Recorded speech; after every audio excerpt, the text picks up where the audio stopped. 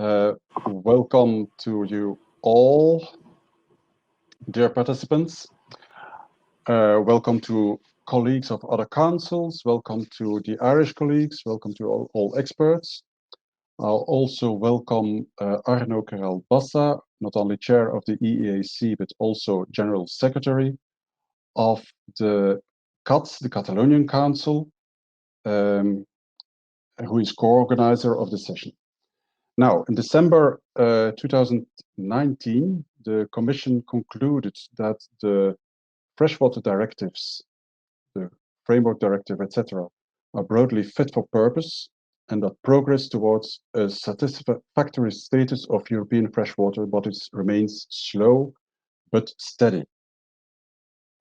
We, the EEAC Water Working Group, had been working several years on the implementation of the Water Framework Directive, and in the very context of this fitness check. And so it was time for us to find new challenges, and there are plenty of challenges in water policy. The fitness check itself identified 3 important areas where there is room for improvement. The main issue is the speed of implementation and the governance that is needed for that. The second matter is the improvement of policy integration. There remain major challenges for the integration of water policy in key areas such as agriculture, energy, and transport.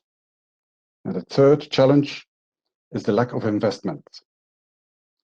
And the member states are insufficiently using the principle of cost recovery, and consequently, they have no means, they have no revenues for future investments. Now, our working group has been getting deeper into the issues of climate change and the effects on water availability for nature and society. Without adequate management of climate impacts, the most vulnerable will be hit most. Therefore, in this session of today, we explore the options for member states to ensure a just water transition. We would like to do that from the point of view that it is necessary to live up to the promise to leave no one behind. So what are the threats for this promise, and what are the opportunities? For that reason, we invited 2 excellent expert speakers from 2 important institutions. First of all, Mr. Nihat Zal, I hope again that I pronounce it correctly, from the European Environmental Agency, will give us an introduction on the climate change effects on the water cycle in Europe. What is the state, what are the trends, and what are the outlooks? After him, Stephanie Lyons of the OECD will share with us the lessons learned from the water financing study, a study that the European Commission and the OECD have made to examine water-related financing challenges for the member states. After these 2 introductions, there will be time for questions and some discussion. Now, this is an internet session, which is not very common for the EEAC working group and conference. As I understand, I will chair, and Rebecca Roach will manage. For questions, it is advised to use the chat, and we will harvest from that and present questions. If need and chance be, we will give you the floor to say something. If something goes wrong, I kindly ask you to accept some repair time to get the session back on track. So now I give the floor to Mr. Nihat Zal. He is project manager at the European Environment Agency and has in recent years been responsible for mapping, monitoring, assessing, and reporting on all aspects of water policy in Europe. He will present us a clear insight in the challenges for water policies and water needs that stem from climate change. Nihat, the floor is yours. Thank you very much, Jan. Let me share first my screen. I hope you can see my screen now. Yes, super. Good morning, everyone. As mentioned already by Jan, so I am working at the European Environment Agency as a project manager and dealing with the water resources, water scarcity and droughts, and also the resource efficiency around the water use. Today, I have quite the inflation of the number of slides that I have, around the 30 slides, but I will do my best to manage within the 20 minutes. And the title is indeed the climate change effects on the water cycle in Europe. Let me shortly introduce the European Environment Agency to those that they have not been in contact with the European Environment Agency so far. The European Environment Agency is an EU agency, but it's a little bit independent and is located in Copenhagen. It's an interface between science and policy, and it has a quite a broad network, which is called as IONET, in which that we have the IONET member countries, including the EU member states, and we have also the public institutions dealing with the different domains of the environment, including water. And we have a quite a regular communication and dialogue with our network on the monthly basis almost. So what I am going to present you is not something that I collected from the outside sources, but it's based on the data that collected by the European Environment Agency, as well as the indicators developed the agency as response to the information and knowledge needs of the policymakers that working at the European level. So indeed, the European Environment Agency is a data custodian agency, and it's a knowledge hub in the various environmental domains, including water. We collect the data from the member countries. We process the data to produce the indicators, thematic products, and our flagship product is the State of Environmental Report, which is published once every 5 years. And the recent one has been published just this year, which is called SOR 2020, in which that you can find a lot of insights about the environmental states and trends, as well as the challenges and also some solutions that would be considered by the policymakers and also the practitioners. So the overall content of my presentation is exactly to address the whole water cycle between environment and economy, so that you would see exactly what is the state of the water availability in the environment and what is the pressure and impacts of the economy on the water resources, and how this trend is really going on, starting from the quite early century, and also a little bit giving the projections for this century, or sorry, for the coming decades. I'm sorry for this. So just giving you a little bit insights about the water balance of Europe. So on average, Europe receives around 4 million cubic hectometer of precipitation, and the effective precipitation is just half of this volume of precipitation. And the European economy abstracts around 250,000 cubic hectometer of water to maintain the economic activity, as well as to meet the social demands for water. But at the same time, it returns around 150,000 cubic meter of water back to the environment, of course, with some certain level of physiochemical deteriorations. So that's the total volume of water coming back from the economy as a pressure on the environment. Just a comparison, so China has abstracted around 600,000 cubic hectometer of water in 2015.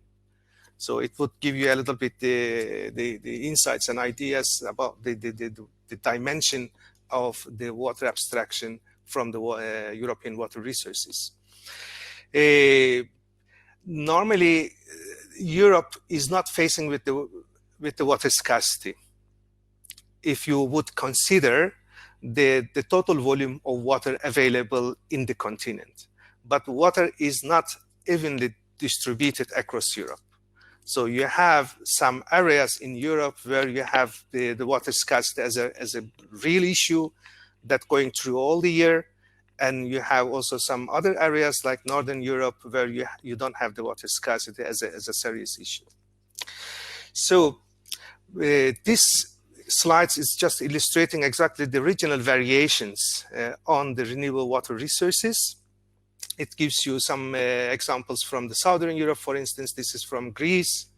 And you have also the western part of Europe, where you have the difference a little bit, the seasonal difference a little bit narrow down. And in the eastern part of Europe, the seasonal differences is not so large because of the size of the river basin of Danube. It's a little bit regulating between upstream and downstream. But you have quite large variations, large seasonal variations on the mountains areas, like Alps, for instance. You can see on the right-hand side.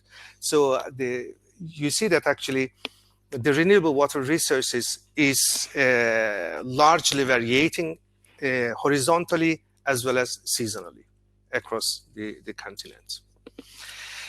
Renewable water resources is affected by the climate change. This is the fact. This is what our data and our indicators are telling us.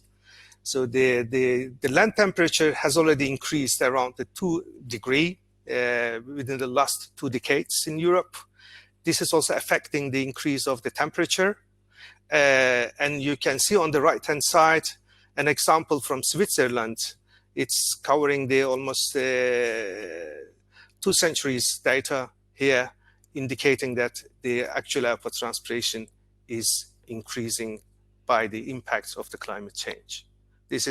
You can find quite a number of examples as such from the various locations of Europe, indicating that the actual evapotranspiration is increasing. This actual evapotranspiration has a very large impact on the availability of renewable water resources in Europe. So the precipitation patterns is also changing significantly. If you look at the southern part of Europe, so you see that actually there is a decreasing trend in the precipitation. In the northern Europe, there is an increasing trend. So, but at the same time, this change also is explicitly observable at the seasonal level. So in particular in spring and summer, we get less and less precipitation in the southern part of Europe. And the snow cover extent is also changing quite dramatically. If you look at the charts on the right-hand side, this one, sorry, you will see that the snow cover extent is also decreasing, particularly in spring and summer. This means that actually this has also the effects on the availability of water resources, particularly in spring and summer, when the demand is getting quite high for socioeconomic activities. The increasing temperature has also the impacts on the temperature in water, not only on the surface, but also in water. Sorry, what's happening? Okay, I'm sorry. Something happened.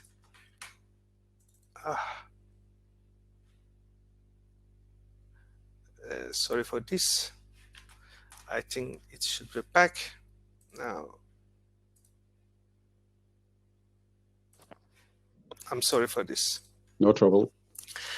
And according to the data that we have, the water temperature has already increased between 1 and 3 degrees during the last century. So this is also affecting a lot, not only the aquatic biota, but also to some extent some economic activities. For instance, if the water temperature in summer is above the 24th degree or 25th degree, then you cannot use this water for cooling purposes. So it has also some effects on the economic activities. And the meteorological droughts, the frequency of the meteorological droughts is also increasing, particularly in the southern Europe, but it's also extending over the Western Europe as well as to the northern Europe. You may remember the droughts events that occurred in 2018 in Sweden and in Denmark. It affected the overall water balance as well as the water availability, even in the northern part of the continent. So this is also a very strong indications about the impacts of the climate change, and as well as on the water cycle. And if you look at the states in the runoff in the rivers, then you see that actually the same pattern of the changes is also occurring in the river runoff. In the southern part of Europe, the river runoff is decreasing, while in the northern part is increasing. So this has also a lot of effects on the floods. And now you see that particularly in the western part and the northern part of Europe, the frequency of the river floods is increasing. So there are a sort of increasing trends in extremes. Like on one side is the droughts occurrences. On the other side is the flood occurrences that happening exactly across the continent, and the frequency is getting increased and increased. And of course, there are some measures already implemented. One of the practical measures that historically has been developed in Europe is constructing the dams and reservoirs to buffer the water in the environment and to make the water available whenever the demand is highest.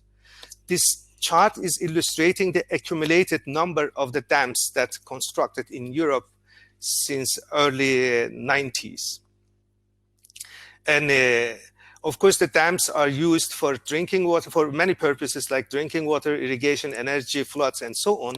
And according to our assessment, now we have around 1 million small barriers plus, or including the plus over the numbers of the dams that really deteriorating the natural hydrological cycle of European waters. And according to our last assessment, based on the Water Framework Directive data reporting, around 40% of the pressures are related to the hydromorphological pressures, particularly for those water bodies that having less than good status. When we look at the pressures on the search side, usually the pressures of the socio-economic water demand is concentrated on the rivers and groundwater. The rivers and groundwater meets almost the 90% of the total water demand in Europe. And on the right-hand side, you can see that there is a changes in the seasonal water demands in Europe, particularly in spring and summer. The demands is getting higher, and in autumn, so you have the less demand compared to the two previous seasons. As I have already mentioned, that we need every year around 250,000 cubic hectometer of water to maintain our socio-economic life. But this is also largely varies from one year to another, depending on of course, on the climate conditions on one hand, as well as on the water availability. But spring and summer is the seasons that we have the highest demand. So we have to really consider this, and this has also some effects on our socio-economic activities. If you would look at the water use by economic sectors, you would see that the agriculture is still continuing to be the main pressure on the water resources. Then we have the electricity, the households, and other sectors. And the seasonal water demands on the right-hand side of the chart also indicating that agriculture is putting the highest pressure in spring and summer on our water resources. But then the return water, I mean, once you abstract the water and you use water so that the portion of the water is returned back to the environment, if agriculture is the main pressure on the water resources, then the return water from agriculture is also putting a lot of pressure on the environment, because there are some certain level of deteriorations during the use of the water by agriculture. If you look at the type of pressures on water resources, which is based on the data that reported under the Water Framework Directive, this is exactly coming mainly from the diffuse source. And if you look at this diffuse source pollutions, so agriculture present the highest pressure on the water resources. And then you have also the point source, which is coming from the urban wastewater treatment plants.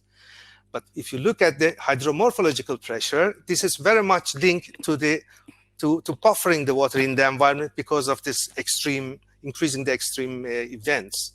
And you have here the physical alterations of the channels and also the riparian areas, as well as the dams, barriers, and locks.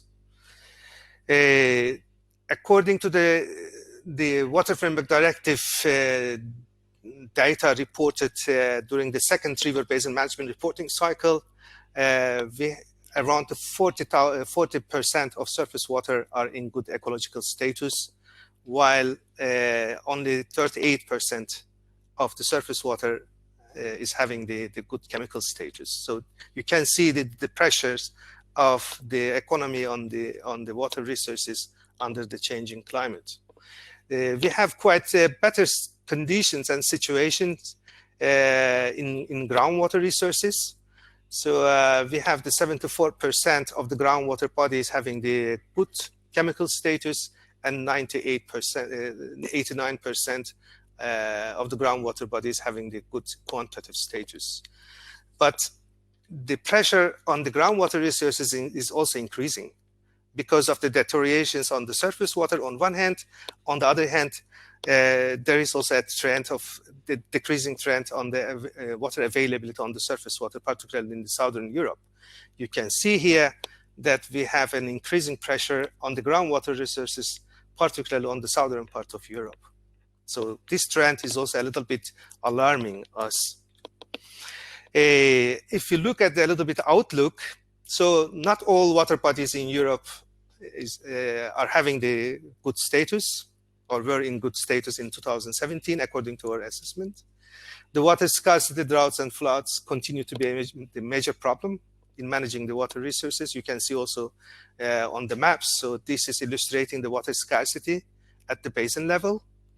And you have also the chemical status and ecological status maps on the right-hand side. The projected change in annual and summer precipitation eventually doesn't look so promising. So it's a little bit, it shows that the changes will be exacerbated in the coming decades.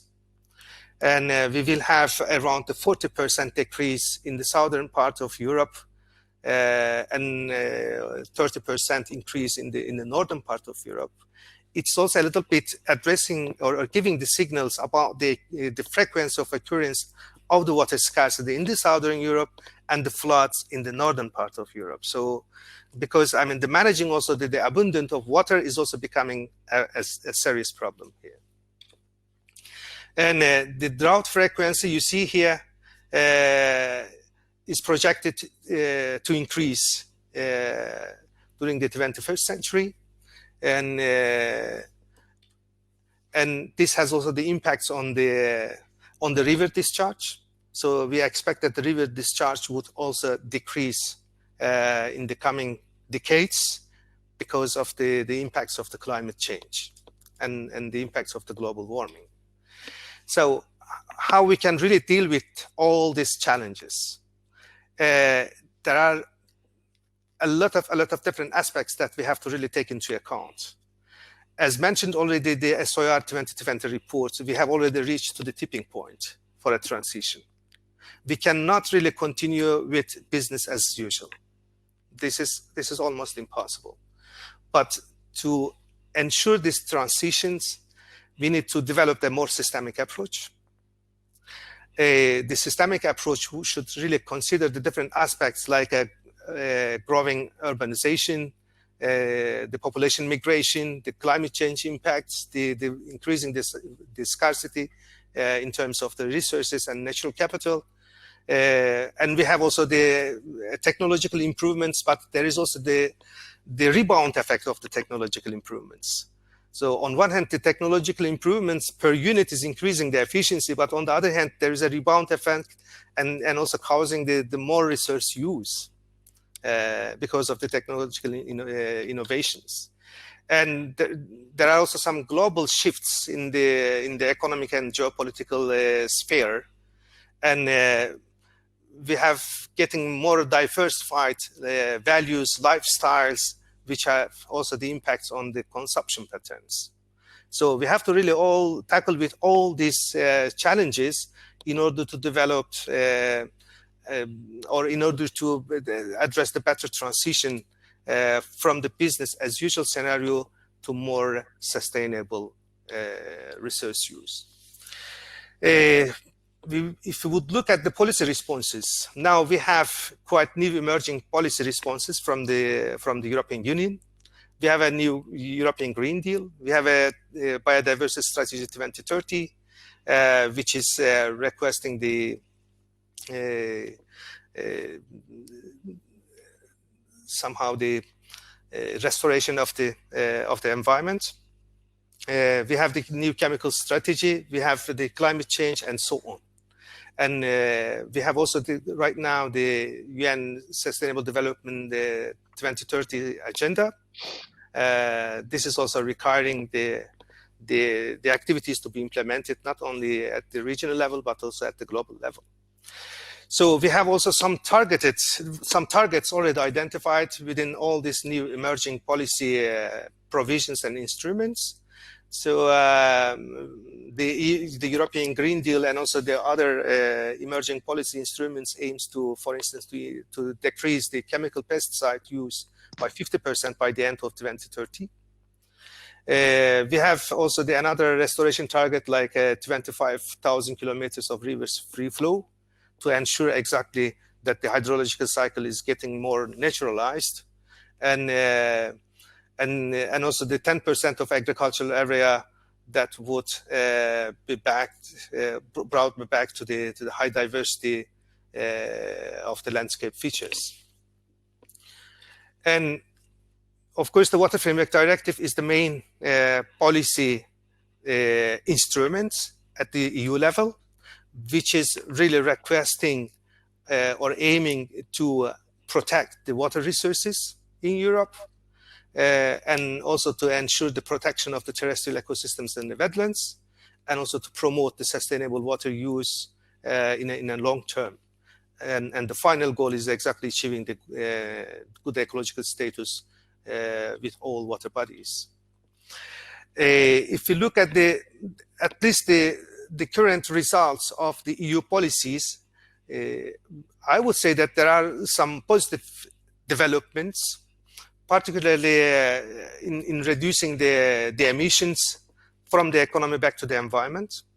So you see that actually we have quite stable trends in the nitrate concentration in the groundwater. The river nitrate concentration and phosphate concentration in rivers and lakes have markedly decreased during the last decades. This is a very positive development. We have also improved the resource efficiency, actually. The water abstraction has been decreased, while the gross value added that generated by all economic activities have been substantially increased, almost 60%. But is it enough? No. Please remember that still we have only 40% of all surface water bodies having on the good status, good ecological status. So this means that still we have the long way to go. The primary principle would be the transition from crisis management to risk management. So that would be somehow a sort of baseline for ensuring the transition. We need to really improve our knowledge on the environment as well as on water resources. So we have the data, but the data is not sufficient to address exactly what is the actual picture at various spatial scales on various temporal resolutions. We need a little bit to focus on the natural-based solutions like natural water retention measures, ecosystem restorations, and so on. We should really continue with the technological innovations for resource efficiency, because resource efficiency is one of the keys in tackling with this type of extreme events and uncertainties. And also it's the key to ensure the risk management that appropriately implemented in place. The alternative water supply measures would be another option, but still the energy dimension of this alternative water supply measures is a big concern. And ecosystem-based management is another approach that would include also the socioeconomic dimensions into the management practices that we would consider. By saying this, I hope I have used sufficiently my time, and I would stop here. In the case that you have any question, my pleasure to try to answer. Thank you very much. Thank you very much, Nihat. You used ample time. You gave a very good insight in the factual, real-life, substantial pressures that we will have in the now and in the future on water resources.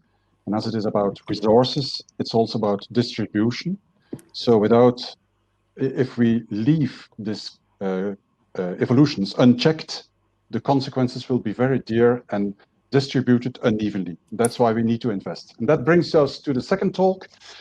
We will now give the floor to Stephanie Lyons. She's part of the OECD. I have always difficulty to pronounce it. Division of Climate Change, Biodiversity and Water. She currently manages a series of policy projects on water, climate change, resilience and adaptation. And she will introduce us to the lessons learned from the water financing study that has been commissioned by the European Commission. Stephanie, the floor is yours. Thank you very much. And I think Rebecca's going to put my slides up.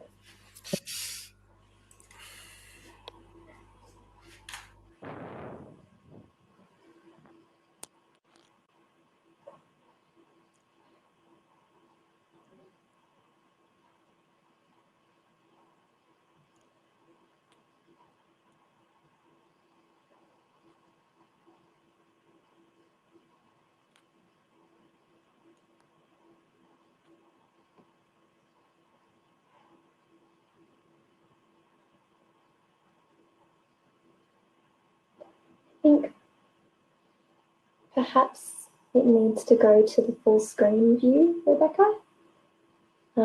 You can access it in the bottom right corner next to the zoom function at the bottom right. You can see a small picture of a projector screen. If you click that, that should do the full screen version.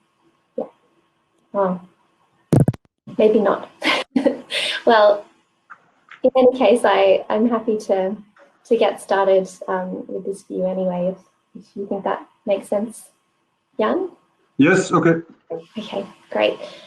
So thank you very much for the introduction, and thank you also, Nihat, for your presentation, which I think provided some vital context on the water cycle and climate change, and also the context of the Water Framework Directive for my discussion today as well. As mentioned, I work on water, climate change, adaptation and resilience topics at the OECD.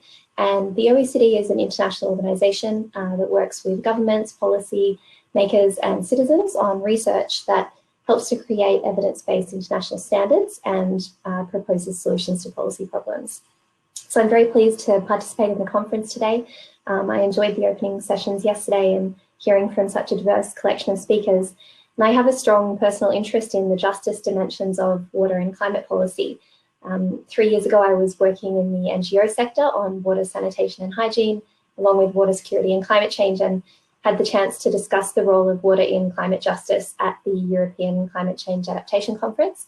And even longer ago, I worked in the Australian government on national water reforms that had multiple justice elements. So I think there are a lot of different aspects of water policy that are relevant to the justice discussion. And I think the other thing I'd like to mention at the beginning is how important it is that we take a holistic perspective on what a just transition means. So just transition discussions often tend to focus on the justice aspects of climate change mitigation, but justice is also central to climate change adaptation and to addressing water security challenges more generally. And it's crucial that we consider what it means to leave no one behind, especially when we increasingly have measures that aim to address mitigation, adaptation, and other issues as well in a joint way. These imperatives always involve trade-offs and serious equity considerations, and some of these I'll touch on in my presentation. So I look forward to the session and the following discussion. So over the next few minutes, I'll talk about, first of all, some of the findings and policy options from a recent OECD study on EU countries' investment needs for water supply, sanitation and flood protection. Now, this report was released in May this year and was the result of a 2-year study that projected investment needs and identified policy priorities for financing to address both current and future challenges. And while this study focused on the EU context, the findings are certainly relevant to many other countries outside of the EU. Second, I'll briefly consider these in the context of the COVID-19 pandemic, the links to the EU recovery plan, the role of water and sanitation, and effects on finance availability. And third, I want to share some reflections on broader considerations for a just transition, including emerging challenges and risks for countries to consider, some examples of specific justice imperatives for water policy, and finally, the importance of looking for policy solutions that offer multiple benefits, economic, social, and environmental benefits. If you go to the next slide, please. So a bit of background on the study. This study is the result of a 2-year joint project between the European Commission and the OECD and included national workshops in 9 countries. The focus was on 3 main water-related directives: the Drinking Water Directive, the Urban Wastewater Treatment Directive, and the Floods Directive. All of these are technical directives that contribute to achieving the objectives of the Water Framework Directive, which colleagues have been discussing this morning. And of course, more needs to be done beyond these 3 technical directives in order to achieve good water status under the Water Framework Directive. The report does 2 things. It sets out projections of investment needs for EU member states to achieve compliance with these directives, noting that the study was done before the UK left the EU. And it sets out some policy options for how they can do this. So for the sake of time today, I'm going to primarily focus on the water and sanitation elements, but please see the report, which is linked on the slide, for more findings related to flood protection. So for the projections of investment needs, 3 scenarios were considered against a baseline that was grounded in best available evidence on current expenditures. First, the first scenario was business as usual, based on the same level of effort as current levels with no new policies and urban population growth as a key driver. The second scenario was for water supply, looking at reflecting both the costs of additional efforts to achieve compliance with the Drinking Water Directive and also of additional effort to enhance the efficiency of services. And then the third scenario was for sanitation, and this reflected the costs of additional efforts to comply with the Urban Wastewater Treatment Directive. There are a few caveats and limitations to mention, especially today. Some of the key ones: first of all, there's a big data gap for the study and more generally, and that is the knowledge of the state of existing assets. Nihat mentioned before that we need to improve knowledge and data on the state of water resources, and the same applies for the state of existing water infrastructure. We don't have good or consistent information on this that's comparable across countries, but we do know that there's a significant backlog of investment in many countries. Second, the study was not able to quantitatively cover some really important factors and emerging challenges, such as, for example, contaminants of emerging concern, such as pharmaceuticals and microplastics present in water, and also things like the costs from changes to water security or adapting to climate change. So that could be for water availability or quality or for flood protection. And the study did look at these issues qualitatively, but I'd like to underscore that these issues aren't included in the figures that I'm going to share. So the next slide, please. So what did the study find about investment for water supply and sanitation in the EU?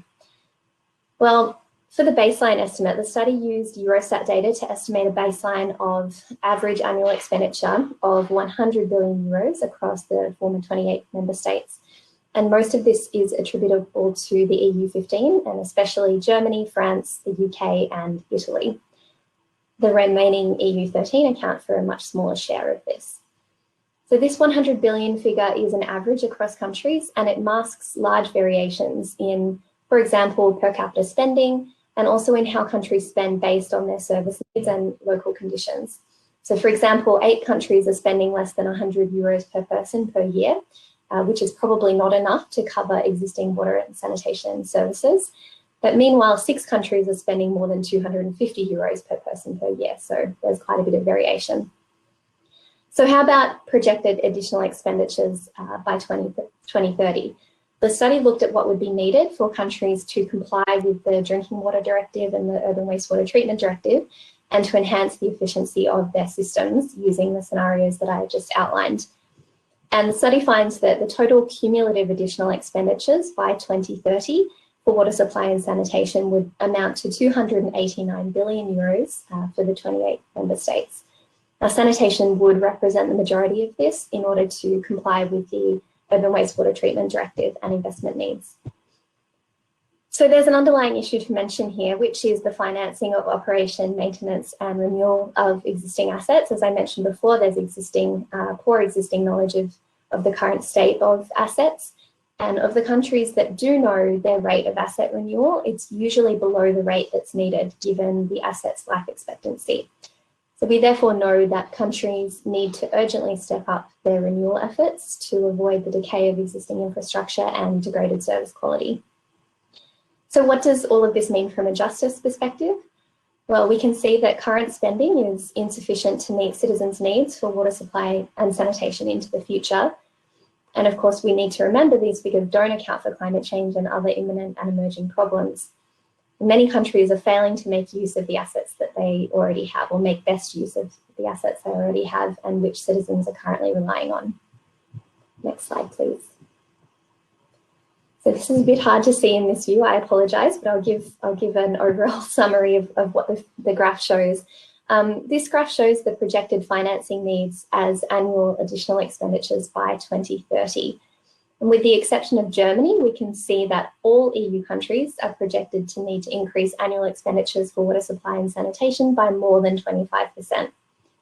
At the higher end, we can see Romania and Bulgaria need to at least double their current levels of expenditure or more. And then at the lower end, countries like Cyprus, the Czech Republic, France, Germany, the Netherlands and Slovenia are projected to need to increase expenditure by comparatively smaller amounts, for example, around less than a third. Next slide, please. So what does the study propose given these findings? There are 3 categories of policy options covered. First, there's the need to make best use of existing assets and resources. So from a just transition perspective, this proposal is grounded in the principle that public finance should be used in a fair, transparent and accountable way, and that existing resources and assets should be maximised and not wasted to ensure everyone has access to safe, reliable and sustainable services. There's a range of options available to governments here. For example, a fundamental action for water supply and sanitation services is to focus on improving operations and maintenance, to look after existing infrastructure and also to address those backlogs of investment. This is really critical from an intergenerational justice perspective, not deferring necessary maintenance and imposing costs on future generations. Countries can also consider improving the capacities of service providers to ensure they have the necessary skills and expertise to deliver high quality and efficient services. And there are a range of measures they can take to do this. And where feasible, countries should also support communities to connect to existing centralised or collective water supply and sanitation systems, as these can help not only to ensure access to reliable services, but also reduce negative ecological impacts. For example, through more compliant wastewater collection and treatment that doesn't pollute receiving waters. The second category of options is about minimising future financing needs. So in addition to the types of measures I've just outlined, these measures would focus on improving water security and ensuring strong connections between different policy areas and sectors. These options support a just water transition by helping to secure and protect water resources, especially in areas that face water scarcity, and also avoiding the introduction of conflicting policies. For example, this could mean better managing water demand through measures that can reduce the need for costly augmentation of water supply, for example, reforming tariffs for water supply and sanitation services, or reforming freshwater abstraction charges and ensuring that water is priced to reflect its value and the value of services. Another example is strengthening regimes for the allocation of water resources. Improving the design and implementation of these regimes can encourage more efficient water use, discourage wastage, and also discourage low-value uses of water that may exist. And this can, for example, include setting sustainable water abstraction limits, like caps for surface water or for groundwater. Another example is, as I mentioned before, ensuring coherence between different water policies and with other policy domains as well. It's absolutely vital that governments don't allow different sector policies to undermine each other, as this can create costly problems that drive up financing needs in the future. So, for example, agriculture or urban planning policies might allow for unsustainable abstraction or pollution of water resources. And when this does happen, it can often be the poorest or most vulnerable groups in society that feel the worst effects of these conflicting measures. So policy coherence efforts should explicitly include equity considerations and involve broad engagement.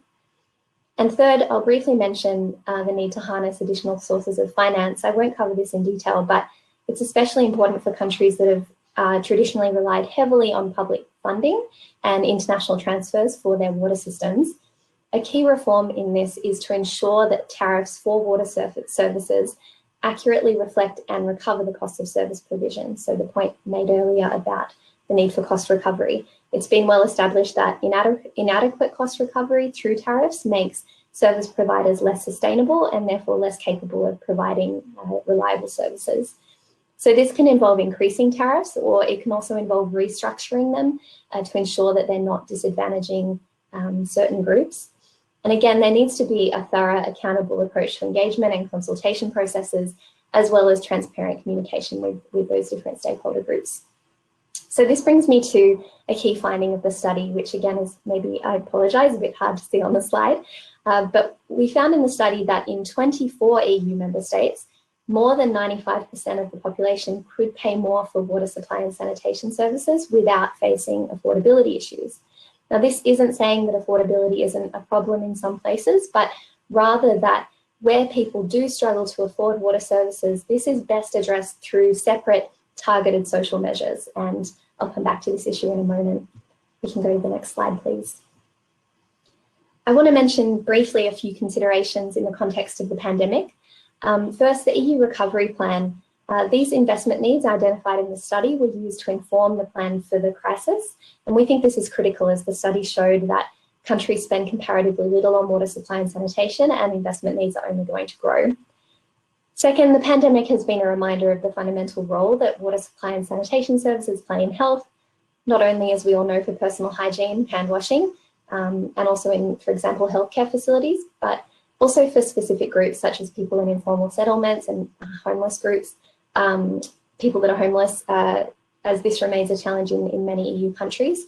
And more broadly, we know that people can't be resilient without access to essential services like water supply and sanitation. So a consideration from a justice perspective in this context is how the crisis resulting from the pandemic is affecting both public finances and household budgets. For example, this study was completed before the pandemic, so affordability issues may be wider in some countries now, and governments need to carefully consider this as they broach the issue of increasing finance sources. I'll just mention that the OECD and the World Bank are partnering to commission some more analysis on this front, looking at service providers' cash flows, strains on public and development finance, and household affordability of services. And this is work that's being done through the OECD Roundtable on Financing Water. Those who are interested can look on our website for an outcome report on this early next year, but we'll also be convening a virtual meeting with the European Investment Bank in December, which will include a discussion on COVID-19. So again, for those interested, my email will be at the end of my slides. Please feel free to contact me if you're interested. Next slide, please. Briefly on the topic of affordability, I want to show this insight from the study on service affordability challenges that have been compounded by the risk of poverty. So again, a bit hard to see, but the graph shows countries' potential abilities to raise water tariffs, taking into account the share of their populations that are at risk of poverty. So the closer that countries are to that top right corner of the graph, the higher the risk that higher tariffs would have negative effects on poorer groups. And this was included in the study to ensure that it didn't just take a solely price-focused analysis of affordability that was based only on household expenditure. Next slide, please. So having covered some of the study's relevant findings, I want to make a few concluding points about what a just transition looks like for water. First, it's clear that a just water transition can't happen if governments don't account for the overlapping implications of different challenges and risks. As I said before, there's no water security or resilience to climate change when people don't have access to essential services like safe water supply and sanitation services. And the challenges faced in the water sector raise many equity and justice issues because water is not only essential for life, but it's also a transboundary resource. And the degradation of water resources and services represents an intergenerational risk that we need to consider. Climate change is exacerbating many of the existing threats to water resources and services, such as poor management of the services or unaddressed sources of pollution. So a just water transition really needs to involve a considered and holistic response to these risks and how they interact with each other. And this includes planning financing accordingly to ensure sustainability. And the second point I'll make is that governments need to prioritise solutions wherever possible that offer multiple benefits. The COVID-19 pandemic has underscored not only how more vulnerable populations can be affected by these overlapping problems, but also the risk of unforeseen strains on both public and household finances. And this underlines that governments should seek to maximise co-benefits and cost effectiveness by opting for policies and measures that meet multiple policy goals and address that issue of policy incoherence that I outlined earlier. So nature-based solutions, which Nihat also had mentioned, are one example of this. They're measures that restore and protect ecosystems, so they can help to protect water resources, addressing climate change as well as other environmental and development challenges, and they can therefore deliver multiple benefits across different policy areas.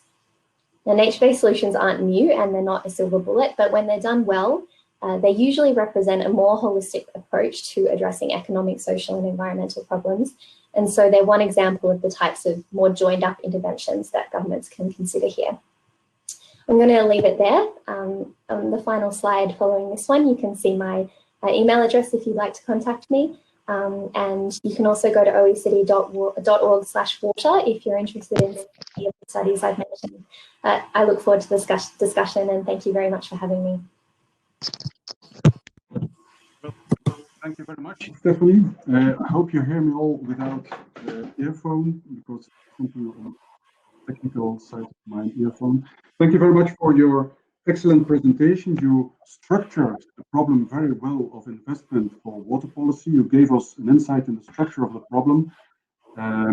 We will all read the report. You also brought insight in the relation between small scale of the individual user and government responsibility.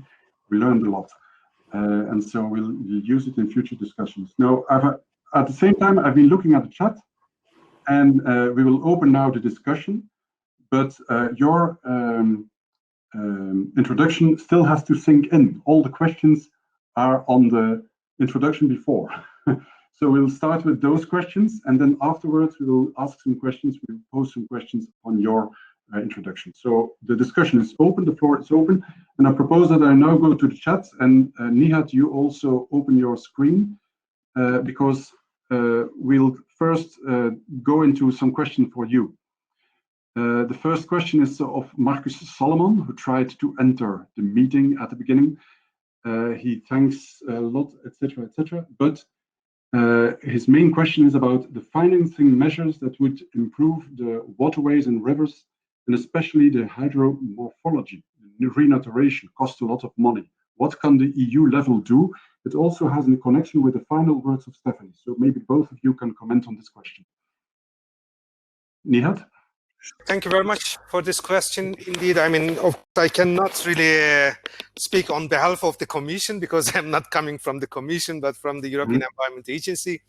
But I can share some information which is already available on the Commission's website. Maybe that would give also some insights to the question. Indeed, I mean, there is a sort of the investment plan, which has been developed under the European Green Deal, to ensure the transition mechanism. So according to the information available on the website, there is a sort of a joint budget that is planned to be allocated between, let's say, public and private investments, around the 1 trillion euros to ensure the transition. So this is quite large funds is going to be available, and I think this is very important. And also there are also some financial possibilities, for instance, under the Horizon program for improving the technological developments and so on. I think this type of funds are going to be also open for the member states, particularly for the implementation of these activities at the local level. I think it would be much better, and I would really advise to visit the Commission's website to get this type of information about the availability of the funds. Thank you. Stephanie, do you want to comment on this? Sure. I'll just add that, as I mentioned, the broader elements of the Water Framework Directive weren't considered as part of the obesity study that I've just summarised, and therefore methodology was not explicitly included in the scope, but it is recognised in the study as something that is important in the context of the Water Framework Directive, and I think we would encourage governments to pay attention to the potential of nature-based solutions as one example for addressing these sorts of challenges, given the high costs that were mentioned in the question. Yes, nature-based solutions seem to be a kind of new way of taking things up and introducing solutions. Now it brings me to the second question that came into the chat, and that's on the common agricultural policy. It has been a lively debate in the European Parliament in the past week or so, or past 2 weeks, and there has been some kind of compromise within the Parliament. And the question is very straightforward and maybe too difficult to answer in its straightforwardness.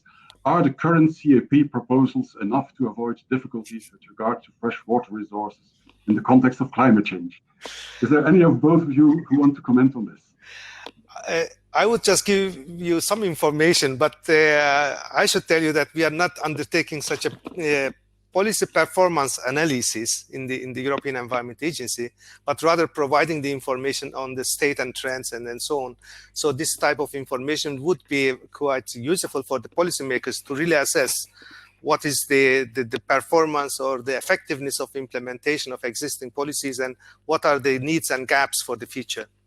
But just few lines about the agricultural activities. I mean, on one hand, yes, our data is telling that the agriculture is creating the main pressure on the water resources. But on the other hand, we have to also consider that the agriculture is the sector that ensuring the food security for Europe, and also making the Europe the global leader of the agricultural food exports, and creating also around the 45 million jobs. So we have to, again, so coming back to this systemic approach, and also taking into account the trade-offs between the environmental concerns as well as the economic incentives, and indeed a little bit somehow focusing on the transition. So that's the time. Thank you, Nihat. Stephanie, have you any comments? No? Then we go to the third question that was in the chat. Afterwards, we will do the other ones that I have in reserve. Also agriculture, by the way, and more technical in character. Paula Henley asked, what are the precise reasons for the decline in nitrate and phosphate concentrations in groundwater, which is a kind of success? And are there lessons to be learned for other member states where eventually this decline is not as strong as wished? Yeah, this is not my area, actually, frankly speaking. This is covered by another colleague, but I have immediately read the indicator when I saw the question. Mm-hmm. I would say that first, of course, there is an overall decreasing trend in the emissions from agriculture to the environment. This is already acknowledged and confirmed by the indicator. But we have to also consider that there is a large difference in the resident time of water in the groundwater aquifers compared to the surface water. So we don't know exactly whether this is really reflecting the actual status or the status, let's say, from 10 years ago or 20 years ago. We don't know this. Okay.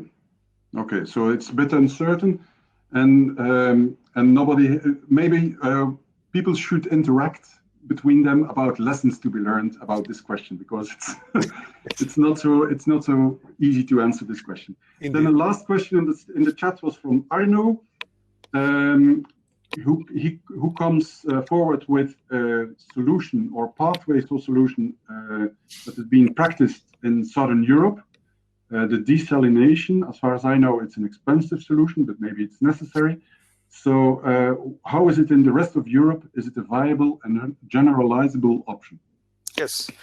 Thank you very much for this question. This is my area, so okay. I can easily answer.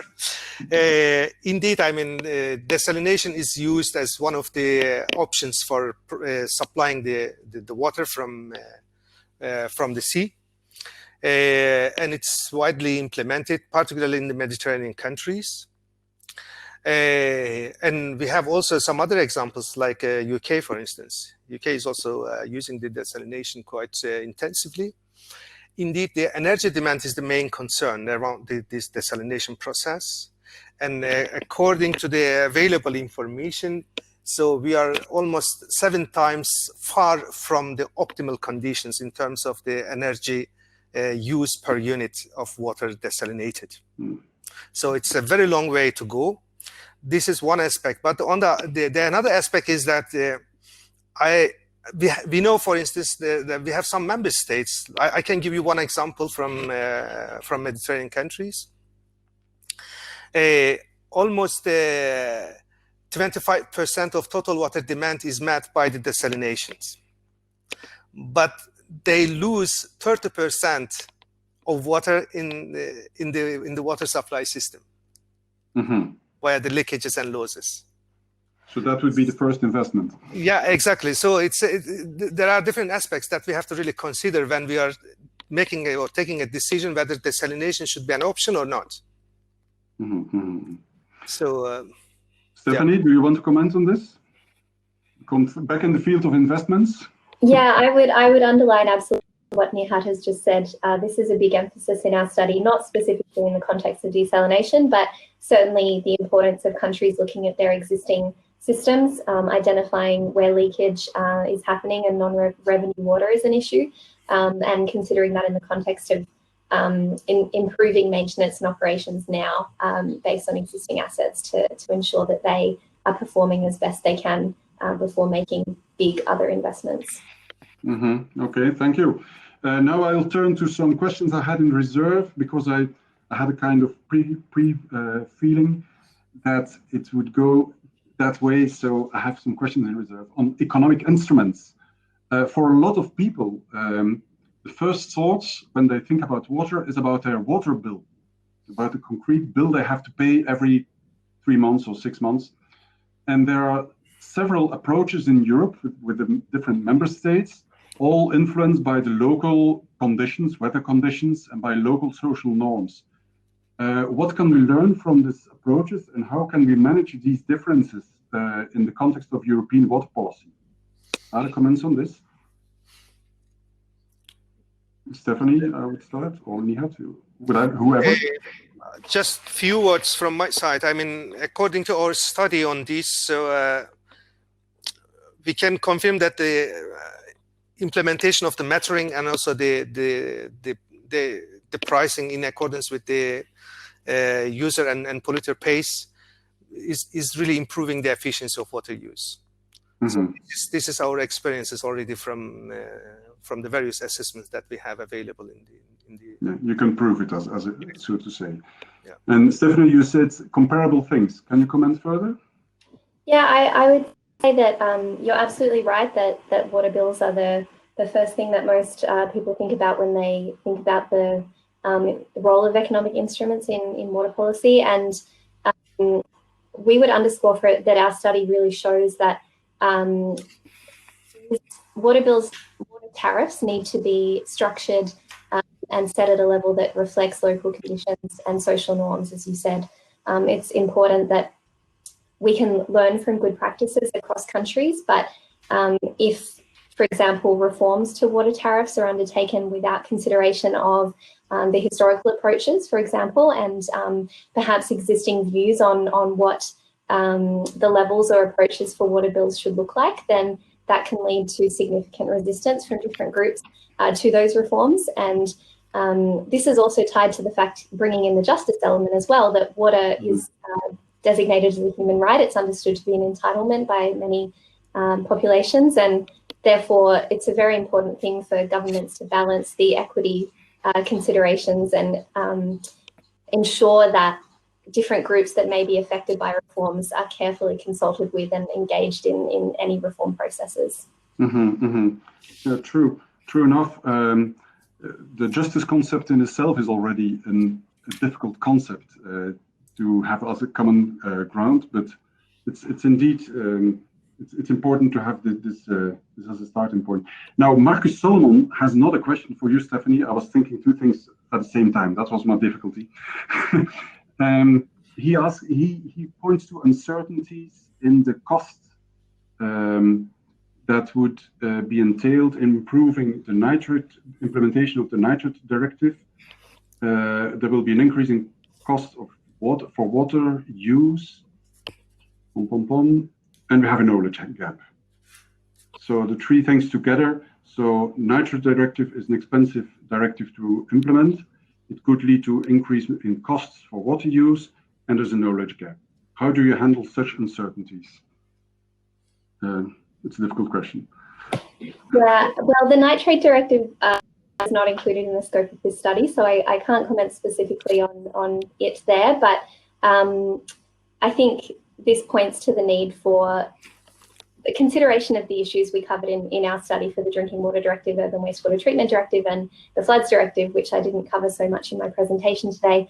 Similar considerations need to be undertaken for all directives that contribute to the achievement of the Water Framework Directive. And I think this point about the knowledge gap is absolutely key. As both I and Nihat had mentioned, it applies both to the state of water resources, but also to the state of water infrastructure. And this represents a really fundamental uncertainty as a starting point if we're trying to identify, for example, investment needs. So I don't think I have an answer, but I certainly would say I agree with the premise of the question. What should be done to improve this or to tighten this knowledge gap, to stem this problem? What should be done? Because knowledge gap is always something that comes up. But in this specific case, what are the low-hanging fruits? What should happen? Well, one thing, maybe Nihat wants to contribute as well, but one thing we have looked at the OECD beyond this study as well is the role of improved technology and tools for improving our knowledge of water assets, for example. So a very basic and obvious limitation of good knowledge on water infrastructure is often that it's under the ground. It may have been there for a long time and it's a long-lived asset. So generally, we have found there have been a number of case studies, countries that are starting to use remote sensing technology, for example, but a whole range of different technologies to improve their knowledge of the performance of water infrastructure. And even I know there are examples in developing countries from the World Bank looking at, in the context of affordability and trying to understand the state of water resources and infrastructure for poorer communities using information such as street view data and combining with GIS data to better design tariff reforms, for example. So I think there is, as usual, it's not a silver bullet, but I think technological advancement is offering some solutions here for improving the state of knowledge.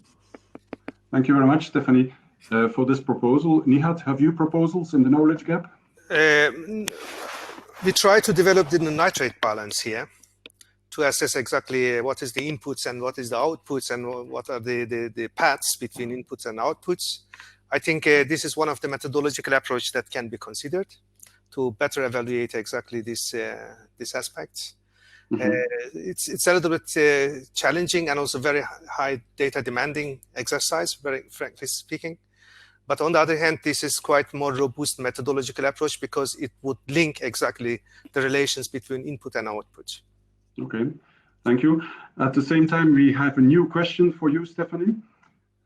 Maybe you have read it. If you estimate that 95% of the population could pay more for water without much harm, wouldn't it make sense to move to complementary financing system based on also revenues, wealth, rather than only on volumetric tariffing? Stephanie? Sure. Well, this comes back to the general affordability issue. Yes. We certainly, I should mention specifically the OECD published a new study looking at the social consequences of tariff reform this year. You can find it if you go to oecd.org/water. And it's a really clear update looking at the social consequences of tariff reform and what the best options available are, depending on different country contexts, of course, for addressing affordability issues. And I think it's correct that volumetric tariffing is not the best given option in all cases. It's certainly important, and we encourage in the study that governments consider how certain measures that are designed and delivered fully separately from the water bill can actually address affordability issues much more effectively. So this comes back to the graph that was in my presentation, looking at affordability in a broader context of risk, populations at risk of poverty. Generally, there are a range of different measures that governments can use to address affordability through specific separate measures. For example, there can be dedicated funds for payment relief to poor households, rebates or vouchers, or lump sum transfers to water users. And generally, we find that subsidies for poorer groups that are based on the volume of water consumed actually do distort consumption. And as a result, that hampers the efficient allocation of water resources. So again, I think the premise of the question is right, but it depends very much on the country context as well. Okay, thank you. And Wim added at the same time the paper you were referring to in the chat. Nihat, do you have comments on this? No, thank you. I don't have any comment, but there is a question. I don't want to miss it. Asked by Milio Fiascorano, if I spell correctly. I'm sorry for the bad spelling.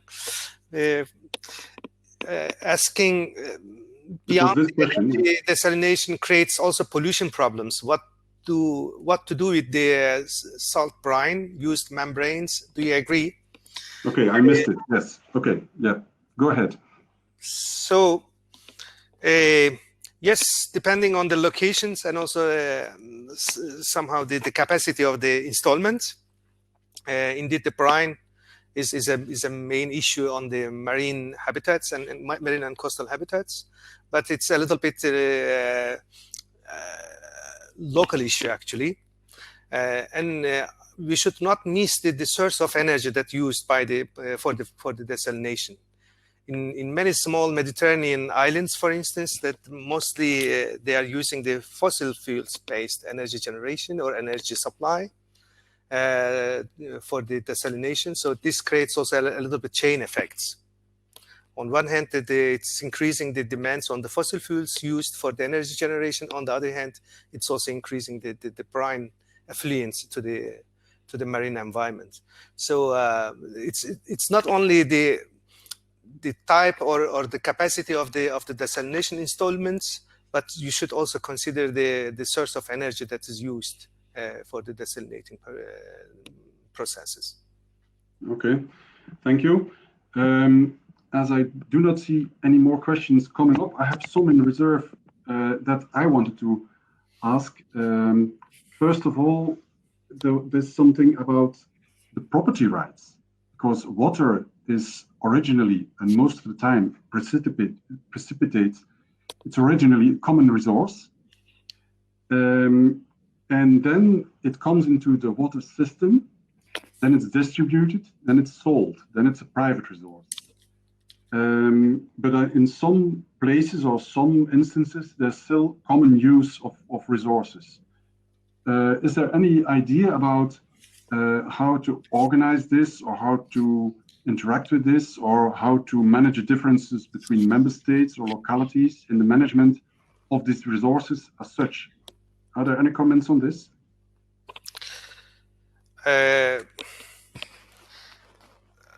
Two different aspects that I would like to address. The first one is that we should really take into account the water needs for the water needs of environment. So this is very crucial, and also the ecosystem functionality in terms of the providing the ecosystem services, because it's also the free of charge to some extent. But these ecosystem services is also providing or generating the value, which is not monetized. Sorry, for in many areas, but this is also a sort of generating the values to the society and also to the economy. The another aspect is, of course, I mean, taking into account the user and polluter pays principles in the water from the Water Framework Directive. This gives you a lot of provisions exactly to value the volume of water that's used for certain purposes. I think we have the policy provisions already available, but here the effectiveness of the implementation is another question mark that should be really taken into account. Thank you. Stephanie, have you comments? I think that was very well put by Nihat. I would have highlighted the same points about especially environmental water and the need for consideration of polluter and beneficiary pays principles, which I know is something that the Commission is looking at, for example, in their impact assessment on the Urban Wastewater Treatment Directive and extended producer responsibility considerations as well. So yeah, but I think Nihat summarized it very nicely. Okay, then Nihat, Marcus comes back with a question he asked and we forgot. The thing about reporting. Is the level of reporting, the quality of reporting, the substance of reporting of different member states sufficiently adequate and sufficiently comparable in order to have good insight in the status of water bodies? Thank you very much for this question, Marcus. I have quite different answers, but of course, I mean, first of all, the Water Framework Directive River Basin Management Plan reporting is the unique example in the world to have the calibrated data, the intercalibrated data across the EU member states to be reported to the European Environment Agency. To some extent, it's comparable, but of course, I mean, each of the member states would implement the different thresholds, particularly on the biological quality elements and so on. So, but in the end, we take this as the comparable data sets. So this is one thing. But the second point is that even between two reporting cycles, right now we have the data sets that covering the first and the second River Basin Management Plan reporting. Between these two reporting cycles, we have also some technical issues for the comparability related to comparability of the data sets, because the member states would change the delineations of the water bodies between these two reporting cycles. You would end up with having either the increased number of the water bodies delineated in the second or in the first, or the area of the water bodies that would be changed. So there are some technical issues around this type of comparabilities, but on the other hand, we have to also appreciate the value of the data that's available, which enables us really to make such a comparisons across the EU member states to see exactly the status on one hand, also to identify and assess the progress. I hope this is an answer. Thank you, Stephanie. You want to comment? No? Then I want to have a kind of link between, as a final thing, a kind of a link between the two last questions, water as a commons and the relations between member states. Because water is also often shared. Water resources are often also shared between member states. We have groundwater bodies, we have river basins.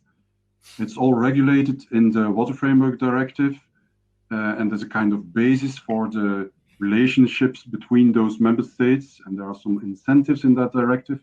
But still, I have the impression that a lot is to be gained from better cooperation and coordination. And already we have something on water quality and floodings. There's some cooperation, but on water shortage, there's a long way to go, I have the impression. Yes. And what are your comments on this situation? And are there proposals for improvements? Are there things we can do in the near future to improve on that situation, if I'm right? Who wants to comment? Indeed, I mean, water scarcity is a local issue. So wherever it's occurring, is creating a lot of pressure on the water resources. But the drivers are not local. The drivers are regional or the European or continental. Just take some of the production of the watermelon in Spain. It creates a lot of pressures on the water resources. But you have to also consider the watermelon consumption in Denmark, because the watermelon is imported from Spain here. And then this has already created a lot of interactions between the local resources as well as the regional and continental drivers. So we have to act together to really solve the problem, despite the problem is local, but the drivers that we are affecting is also coming from our areas. So that would be some of my humble interpretation with this regional aspects. You point to something totally different than I expected, but it's very interesting. It's kind of product policy and consumer policy. Yes. The things we use have effects on other parts of Europe. That's what you say. Because this is also the same for the transboundary river basin districts. This is also the same for the transboundary groundwater aquifers. It has a lot of relations between upstream and downstream, which is also driven by the socioeconomic demands on the water resources. And acting only on one side could not really result, or could not generate a result or positive results on the other side. So this is the point that I wanted to make. Thank you. Stephanie? I agree with Nihat's points. I think I can't speak in a lot of detail to the EU context on this, but as I mentioned at the beginning, I worked on national water reforms in Australia, which has a federal system, and the design of the sustainable diversion limit for the biggest river basin in Australia, the Murray-Darling Basin, involves significant consideration of transboundary issues and equity, not only between states and downstream and upstream users, but also for Indigenous groups, for example, bringing in the justice element, which very much connects to the need for environmental water in the Australian context for Indigenous people. So I think Australia is an example also of a place where there are significant water shortages, and that's always been the case and will continue to be the case. And what the new basin plan that was designed in Australia tried to do was set a sustainable diversion limit for the basin system. They would also have clear processes for the coming decades for adjustment, technical adjustment based on evidence, as well as comprehensive interstate consultation processes. And I think those two types of mechanisms that were explicitly built into the basin planning process are also applicable in the EU context or in other transboundary contexts for managing water. If there's not sufficient provision for reconsidering the settings of water allocation regimes, for example, based on new evidence, then it's highly unlikely that water resources will be managed fairly. And as I said before, there's a really critical need for adequate and accountable consultation processes between the different actors involved. Thank you very much. It's another unexpected thing for me this morning, getting good ideas from Australia. Nothing to say about Australia, but I hadn't expected it. Well, so, some yeah. significant challenges there as well. But thank you very much. I will point to a last question before ending this session. Arno has a question. To what extent the EU has externalized its water consumption, industrial and food production in third countries? Does the European Commission consider this aspect? It's a critical question, I would say. Nihat, it builds further on your comments. It's your fault. Apart from the last part of the question, I would just say that, yes, indeed, I mean, the EU is, of course, as I mentioned already, that the EU is the global leader of exporting the agricultural products to the other parts of the world. But at the same time, is also the one of the main importers of the agricultural products into the EU. This creates a lot of pressures on the water resources on the other parts of the world. There are a lot of assessments around this issue that is available in our SOR 2020 report. I would certainly suggest that to have a look into that report, because it's also assessing that pressure. But we have the EU water diplomacy, which is the policy instruments already encouraging the cooperation and collaboration with those countries outside of the EU to improve the water use efficiency. And we have also the EU Green Agenda, which is also dealing with the resource efficiency and preserving the natural capitals outside of the EU. I think these are the quite good and efficient somehow initiatives of the European Union to ensure exactly the minimizing also the pressure of the socio-economic demands on the environment outside of the EU territory. Okay, thank you, Stephanie. Any comments? No? Thank you. Then I'll use the last 2 minutes to have some final comments before ending this session. It was very interesting, I think. We learned a lot from both speakers, and also your questions were very incentivizing to have further comments. I would advise you all to now delve into the Green Deal and all it entails, and study these many evolutions and opportunities from the point of view from what you heard this morning. So have some connections between water policy and Green Deal, and with the justice aspects of the Green Deal and water. Bring these things together. I think this is the way, the topic for the coming months. There are also some legislative, I'm getting tired, and policy things that are happening in water policy, which we would follow up in this working group, and we will try to bring the connections between all those things. Finally, I want to thank the Irish Council for giving us this opportunity to have this public working group. I want to thank you all for the participation of this group. I want to thank especially the speakers, Nihat and Stephanie, for their very interesting introductions and their answering for questions. And finally, I want to thank my colleague, Wim van Gils, for preparing this session. Thank you all, and have a good day. Bye-bye. Bye. Thank you very much.